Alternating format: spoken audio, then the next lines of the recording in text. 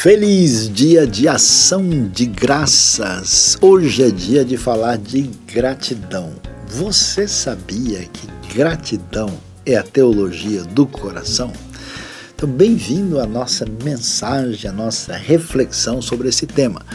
E não se esqueça, sintonize IBNU, uma comunidade saudável para o mundo melhor. Inscreva-se no nosso canal, aperte o sininho e indique esse conteúdo absolutamente disponível, livre para os seus amigos, os seus parentes e para quem você puder enviar.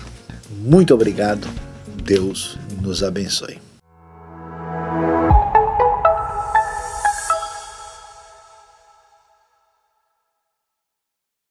É com alegria que neste momento vamos abrir a palavra de Deus, a reflexão da mensagem que a Escritura traz para a nossa vida. Você é convidado a estar em sintonia quando hoje vamos pensar sobre gratidão. Gratidão é a teologia do coração.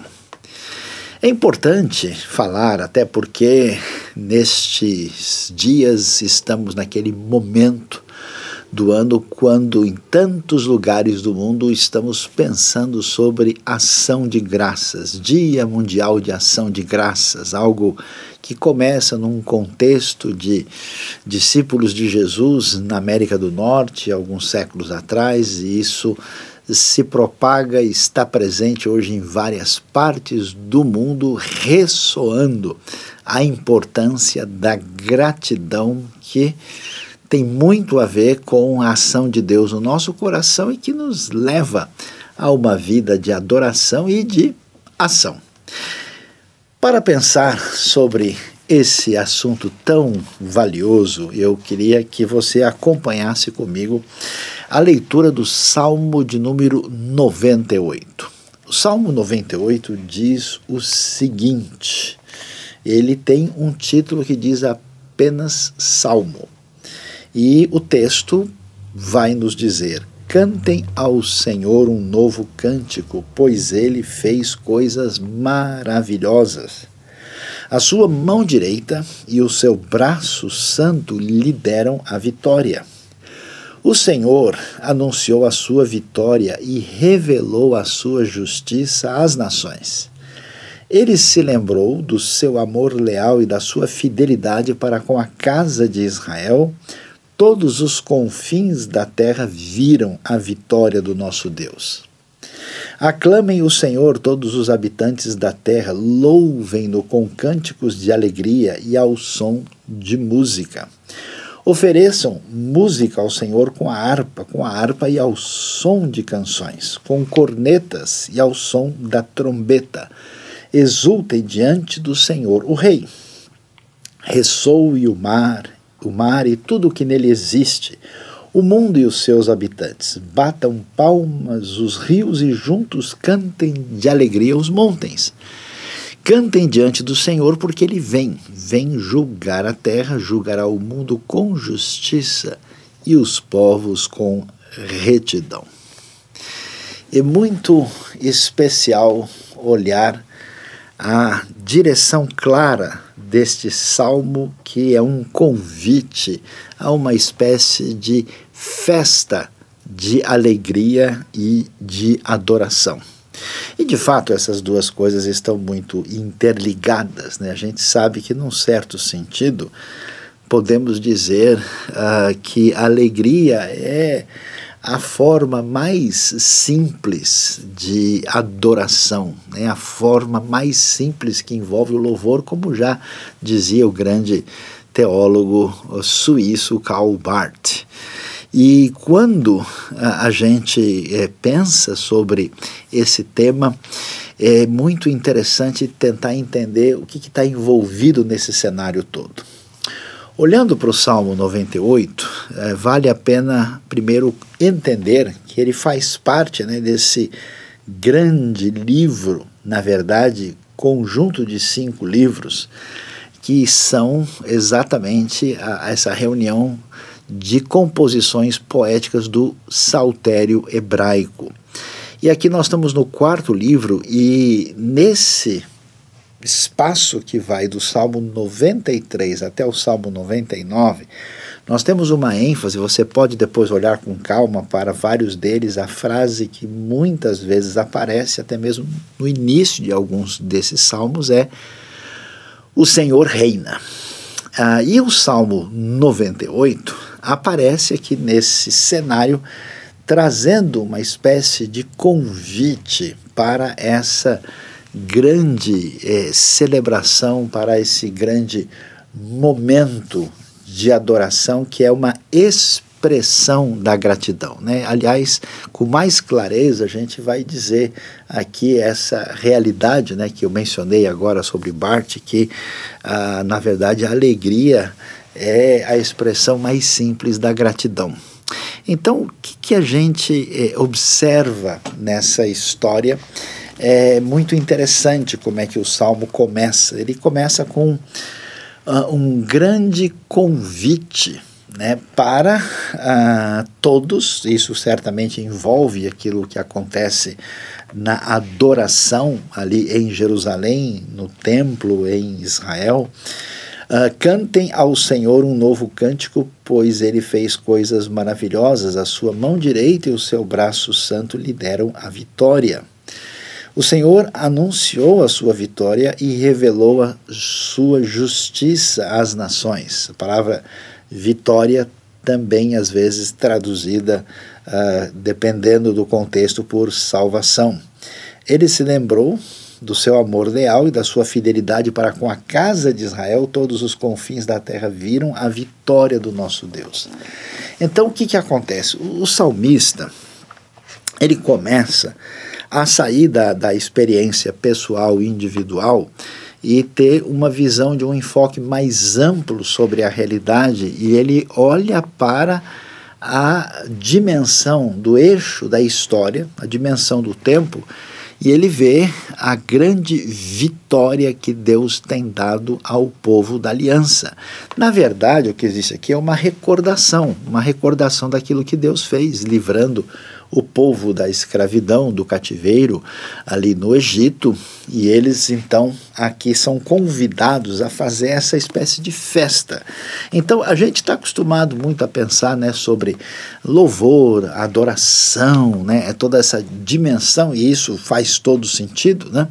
Mas o convite aqui envolve isso, que no fundo é a expressão exuberante dessa gratidão por causa daquilo que Deus fez na história. E é interessante o que a gente observa nesse cenário, porque o convite é cantar ao Senhor um novo cântico.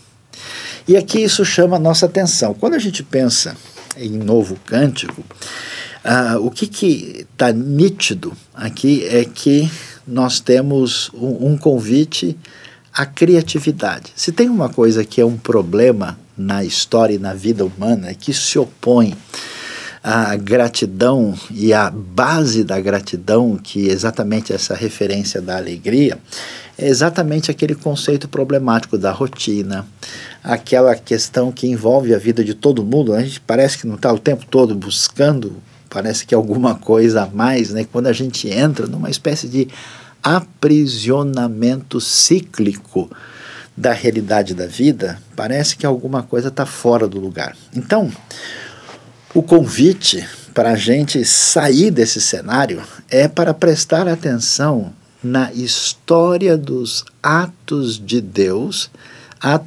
marcados pela sua bondade, pelo seu poder, e que provocam em nós um redimensionamento interno do coração que nos leva a essa dimensão de cantar um cântico novo. Por isso que a espiritualidade verdadeira, a espiritualidade genuína, ela conversa com a criatividade. Ela nos leva a um caminho de felicidade, de alegria, e que é muito forte estabelecida assim, da maneira que a gente percebe lá.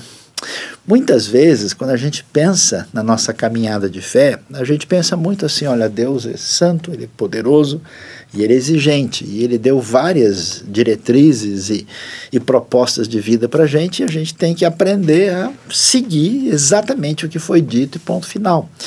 Mas é interessante que essa abordagem, ainda que ela tenha lá o seu valor, ela é incompleta, e você vê, né, que a dimensão daquilo que envolve a vontade divina que nos leva a entender como é importante obedecer e como é importante servir a Deus, é que toda essa literatura bíblica com essa dimensão de nos mostrar essa proposta deontológica divina, né, ela tem o seu contraponto com essa teologia poética, poderosa, celebrativa, onde os dois elementos se encaixam para nos levar a uma vida de fé e de espiritualidade adequada. Então é interessante como o salmista nos convida, né, a essa celebração alegre, que no final das contas é compreender e levar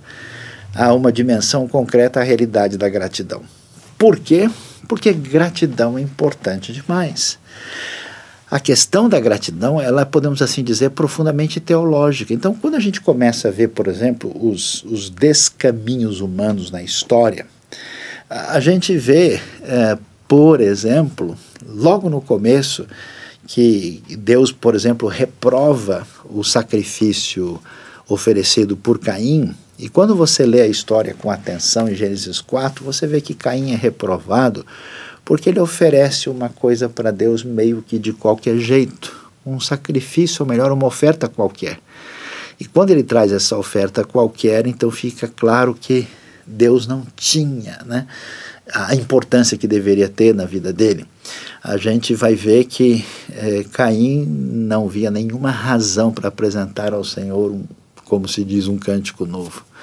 A gente vai adiante, vai ver, por exemplo, 1 Samuel 15, 2 Samuel 12, repreensão que Deus traz no reino de Saul, e depois repreensão que ele traz para Davi, né, depois do seu pecado. Quando a gente lê os detalhes do texto, o que estava acontecendo, e nos dois textos fica muito nítido que eles tinham se esquecido do quanto Deus tinha feito por eles e na vida deles, e vocês não eram simplesmente pessoas, como quem diz, mero desconhecidos, e será que foi pouco tudo que Deus fez e vocês nem se importaram com isso? Então, quer dizer, a dimensão do afastamento de Deus está relacionado exatamente com algo que é chamado de ingratidão. Esse é o problema, esse é o pecado de Israel quando a gente lê na própria trajetória no Êxodo.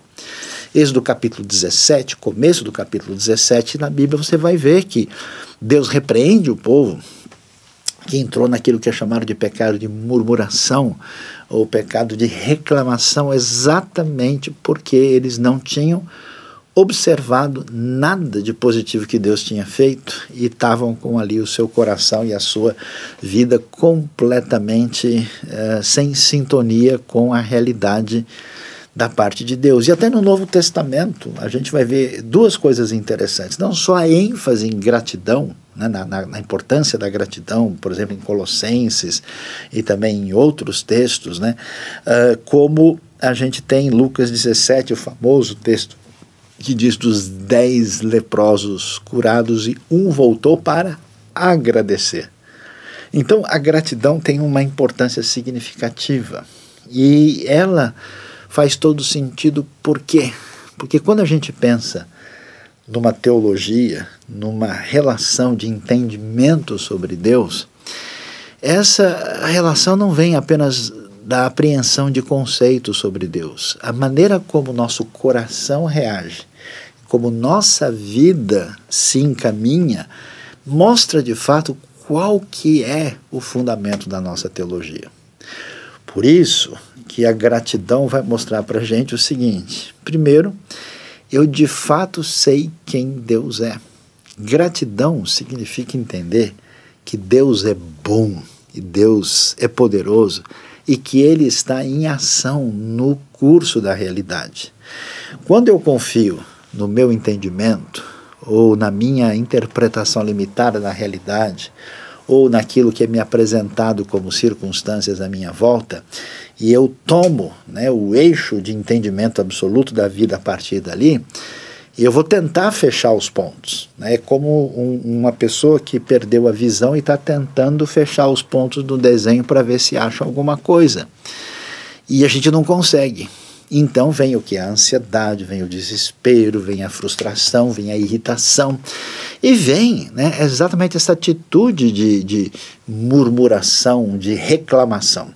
Mas quando a gente está como quem está num trem em alta velocidade, tranquilo. Eu me lembro uma vez eu estive no Japão e peguei aquele famoso trem-bala, né? E aquele trem, uma hora eu fui olhar pela janela, até fiquei tonto com a velocidade acima de 300 km por hora, mas eu estava tranquilo, sabendo que ali estava tudo certo, toda a tecnologia estava bem cuidada, quem está pilotando sabe o que está fazendo, então eu simplesmente sosseguei e descansei. Então quem está no controle desse trem? Exatamente o Senhor, a quem nós devemos cantar um cântico novo. Então, a postura de gratidão é como se o nosso coração tivesse entranhadamente recebido o entendimento, a revelação de que Deus é bom e todo-poderoso, e por isso eu posso confiar nele. Mas confiar é pouco. Por isso que a relação de entendimento de quem Deus é, leva uma gratidão, e essa gratidão, por definição, ela é exuberante. Aí a gente vai ver a beleza dessa teologia que aparece no Salmo. E olha lá, vamos dar uma olhada na continuidade do que aparece aqui. Porque nós vimos no começo do Salmo essa percepção que é uma viagem no tempo. Né? A gente pegou a máquina do tempo do Salmo e deu aquela viajada e viu aqui, né, que o Senhor, a sua mão direita, o seu braço santo, e foram eles que deram a vitória. Ele anunciou a sua vitória, a sua justiça, e ele se lembrou do seu amor leal, né, do seu hesed, do seu amor que sustenta tudo, da sua fidelidade, né, e todo mundo viu. Então, quer dizer, a dimensão está clara aqui. E aí ele prossegue dizendo: aclamem o Senhor todos os habitantes da terra, louvem-no com cânticos de alegria e ao som de música. Ofereçam música ao Senhor com a harpa é o som de canções, com cornetas e ao som da trombeta, exultem diante do Senhor o Rei. Que coisa impressionante! Nós vamos ver essa realidade do que significa essa gratidão na sua dimensão de celebração. Quer dizer, o cantar o cântico novo é essa dimensão criativa primeiro. Agora nós temos, vamos dizer, essa realidade cultica, litúrgica, onde nós vemos a montagem, digamos assim, da banda, né? A montagem dos diversos instrumentos. Então veja que é interessante que não se trata apenas de um determinado entendimento e uma compreensão em que a gente recita de uma maneira que a nossa mente está satisfeita com o entendimento a respeito de Deus. Não. A coisa é como uma centelha que pega fogo. Então dá origem a uma espécie de festa, então é uma espécie de alegria exuberante que se traduz em gratidão, numa gratidão tal que essa gratidão se transforma em adoração. Então a adoração é de fato essa gratidão que aparece dessa maneira, e por isso ela vem com arte. Ela vem com variabilidade, ela vem com diversidade, ela vem com criatividade. E veja, é muito interessante porque o mundo antigo tinha grandes problemas de entendimento da realidade. O que essas pessoas pensavam e temiam? Os israelitas viviam num ambiente onde eles viam a diversidade do mundo físico, né? Eles estavam lá junto ao mar, junto aos rios, na montanha, no deserto, em regiões mais férteis, em regiões com mais chuva, em regiões muito secas. E aí a pergunta é: como é que se entende o que está acontecendo? E os antigos sempre associavam tudo aquilo com o sagrado, a divindade. E eles então meio que lotearam a realidade, né, geográfica, topográfica, propriamente dita, com divindades variadas e até mesmo conflitantes, né? Então, quando a revelação do Deus único, soberano, poderoso, bondoso, Senhor da história, do tempo e do espaço aparece, e traz isso a Israel, vem toda essa questão que até hoje é importante para a gente, né? Muitas pessoas não conseguem conciliar na sua cabeça, no seu coração, a diversidade da nossa experiência diante da realidade. Então, a compreensão de que o Senhor reina e que Ele é o Rei, quer dizer que o seu domínio é completo, não só na dimensão da história, mas em toda a realidade à nossa volta. Então, é muito interessante essa beleza de ligação entre, que a gente pode chamar de unidade e diversidade. Esse reino do Deus único sob a diversidade faz com que todo esse povo seja um povo único, que convida toda a terra a celebrar, e celebra com uma variabilidade instrumental interessantíssima. Bem-vindo à Orquestra Sinfônica do Salmo 98. Que coisa bonita, impressionante. O que aparece aqui? A gente tem, né, cânticos de alegria, som de música, harpa, som de canções, cornetas, trombetas, e nós somos chamados a oferecer música, a louvar, a aclamar e a exultar diante do Senhor, o Rei. Ou seja, a compreensão e a revelação de quem Deus é e do que Ele fez necessariamente nos leva a essa dimensão de exultação significativa, que é um convite para toda a comunidade fazer parte, e essa celebração faz com que a alegria, a compreensão adequada, a confiança, essa expressão de fé que existe em relação a Deus, ela vá alcançando um grau cada vez maior, que se transforma nesse tipo de poesia absolutamente impressionante e extraordinária que a gente vê aí no Salmo 98. Então, como podemos ver, nós temos esse caminho extraordinário e exuberante dessa adoração ligada à realidade da gratidão aqui. Isso é tão interessante, a gente deve continuar, e eu posso dizer assim que os salmos de adoração são, na verdade, pinturas poéticas de gratidão, de alegria do coração. Quer dizer que essa dimensão de receber o entendimento de quem Deus é, e como é que Deus age, qual é a sua real relação com o mundo e conosco, preenche de tal forma o coração e abre esse caminho que não é possível falar disso num nível simplesmente descritivo.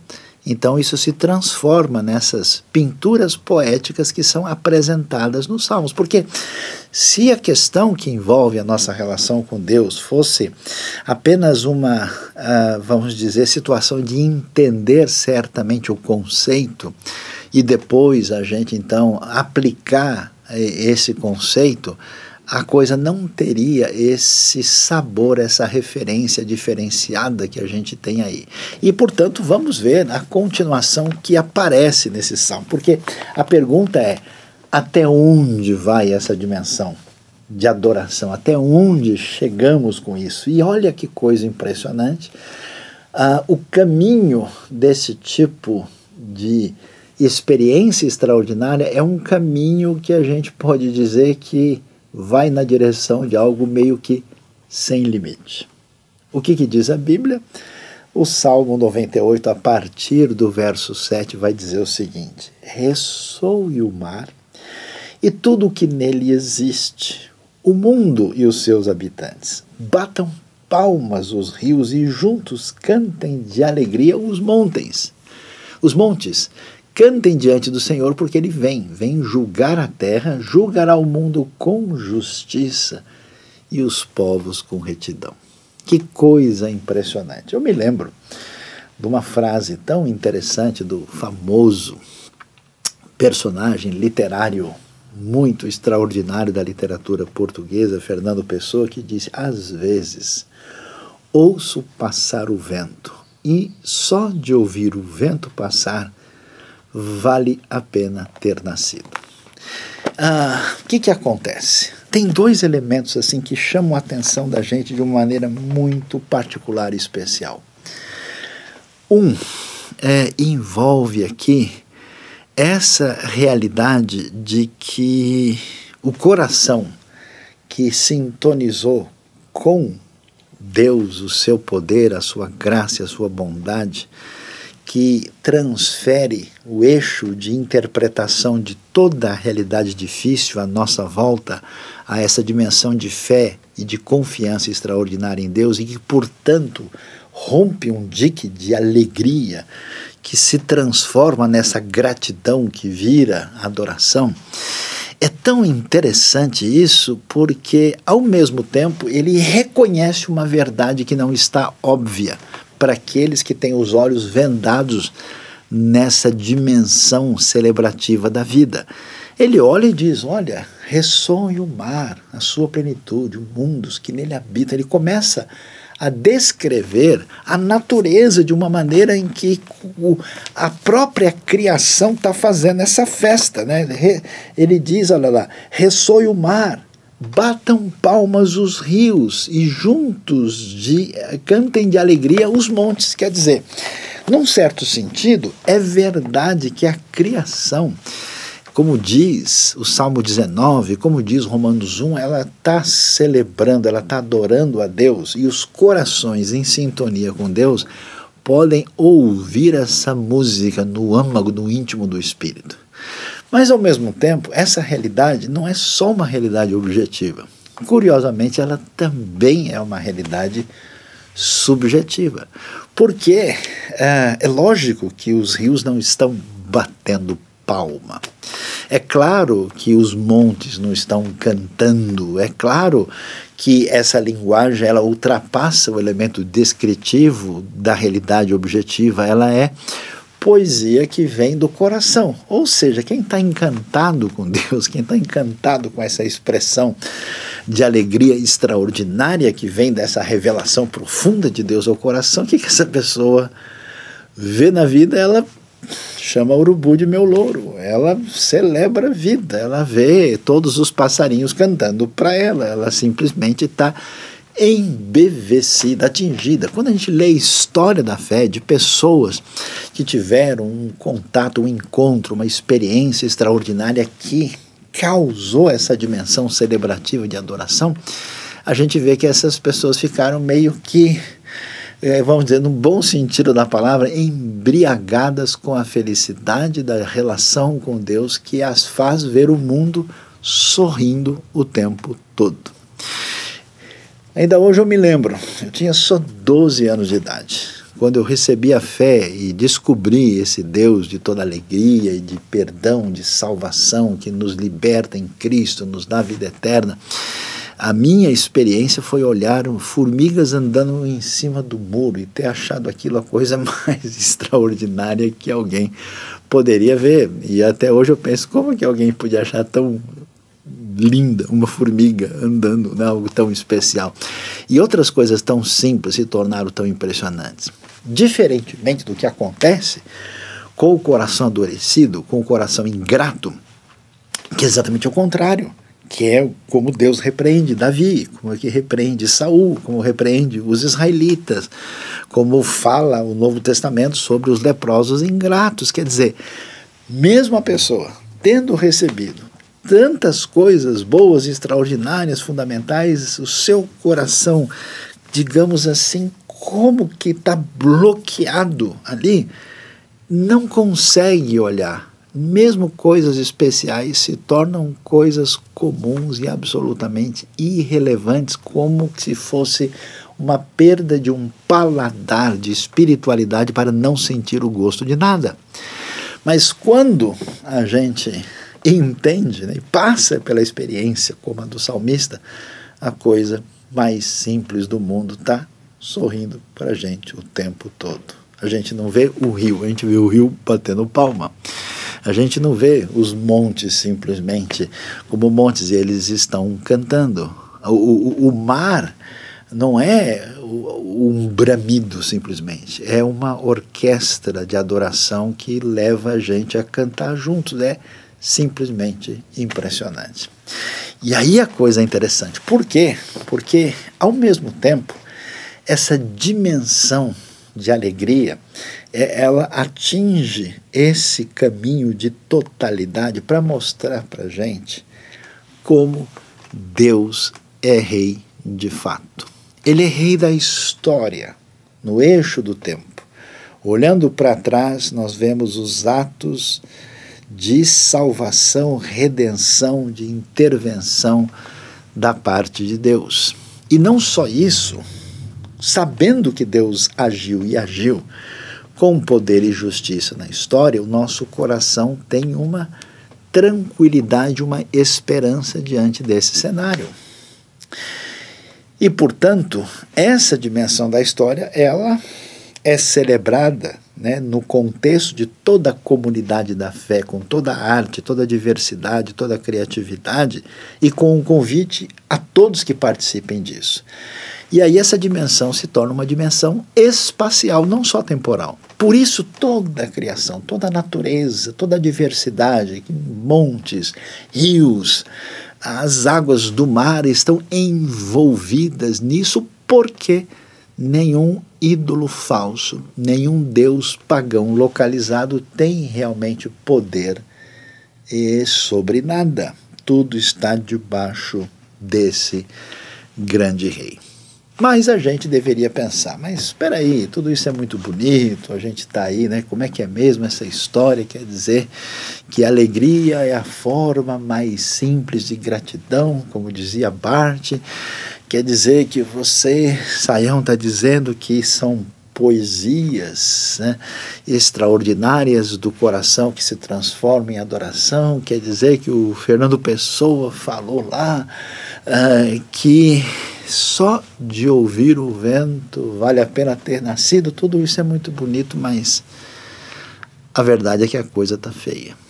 A verdade é que a gente tem um mundo muito problemático, a gente tem tanta coisa fora do lugar, a gente tem tanta situação que parece abalar, né? E eu conheço gente até que prefere não querer saber nada que acontece no mundo, porque a sua dimensão interna fica profundamente abalada diante dessa situação.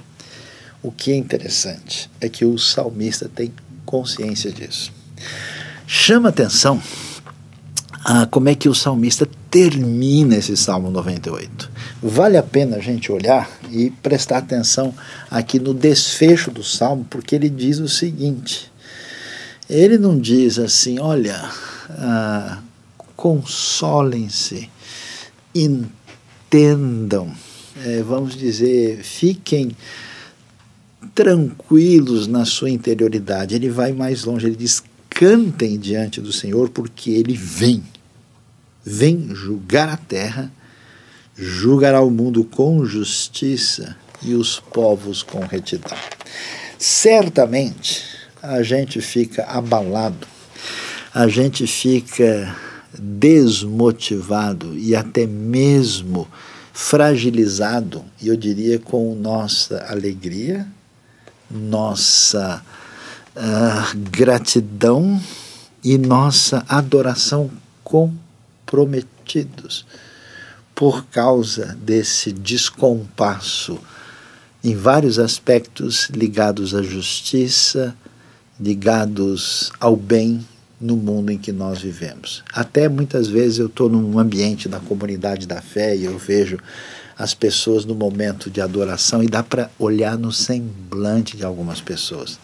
Todo mundo está cantando, algumas pessoas estão sérias, sisudas, mesmo conhecendo o cântico, porque dá para sentir no olhar, né, no semblante de algumas pessoas a preocupação, o aborrecimento, a tristeza, o medo, a incompreensão, a crise, né, aquele descompasso com essa festa de gratidão que brota da alegria no coração. O que o salmista diz? Olha, a gente sabe que esse negócio é complicado, mas não se preocupe, porque o Deus que agiu no passado, o Deus que age na história, o Deus que é o Senhor de todos os espaços do universo, de toda a criação, é o Deus de justiça. E é o Deus que tem o domínio do tempo e do espaço para, inclusive, definir os detalhes do ponto final da história. Então ele vem julgar a terra, julgará o mundo com justiça e os povos com a sua equidade, com a sua ação absolutamente completa. Então podemos viajar tranquilos, porque Deus sabe de tudo. Às vezes a gente apressadamente olha uma situação, uma circunstância, perde a paz, fica desesperado, deixa todo esse barulho confuso, é como se a gente estivesse no meio de uma música bonita, é como se você estivesse ouvindo Mozart, é como se você estivesse ouvindo Bach, e de repente tivesse todo um ruído brutal de confusão lá fora e você deixasse isso entrar no meio da sua música e perdesse toda a sintonia de abrandamento, sossego, tranquilidade e celebração do seu coração. E aí o Salmo interrompe o ruído dizendo, olha, fique sabendo que o Rei de toda a terra, o Rei de toda a história, ele sim vai trazer a justiça, vai trazer a equidade, vai trazer isso sobre Israel, sobre o seu povo, sobre as nações. Por isso nós podemos ter esperança. E é interessante a gente observar, no final das contas, como é que tudo isso acontece no Salmo. O Salmo termina, e é interessante isso, ele termina com essa expressão de esperança.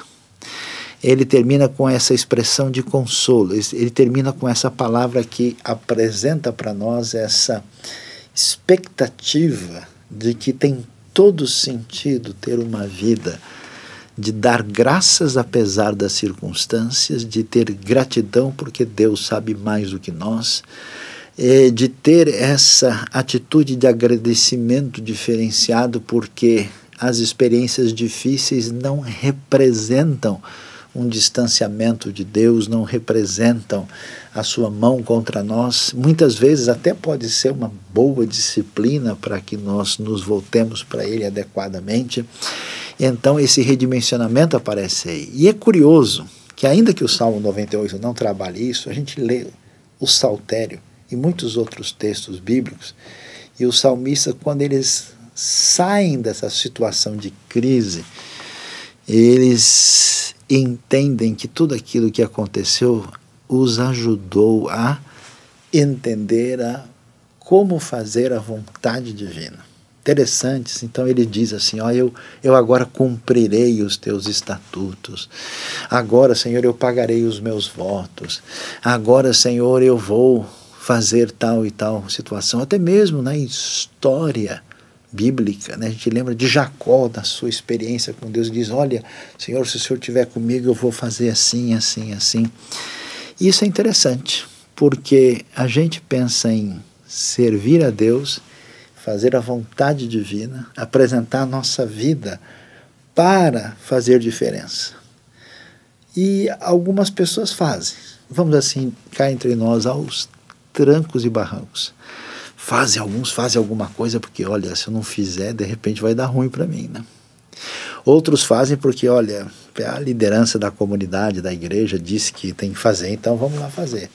Aí eu vou fazer, porque tem gente precisando, mesmo que eu não estou muito afim, mas a gente dá aquela esforçada, né, e vai lá e faz.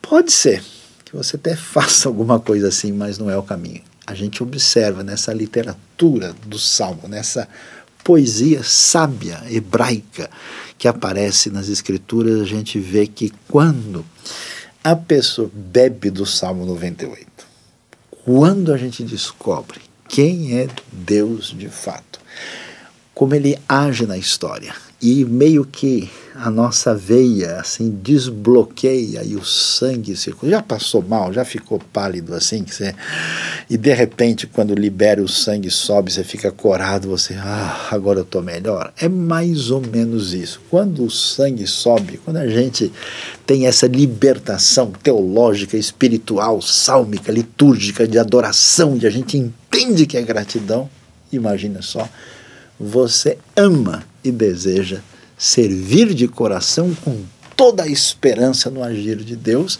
e com alegria, que é de fato gratidão e que se transforma naquela adoração.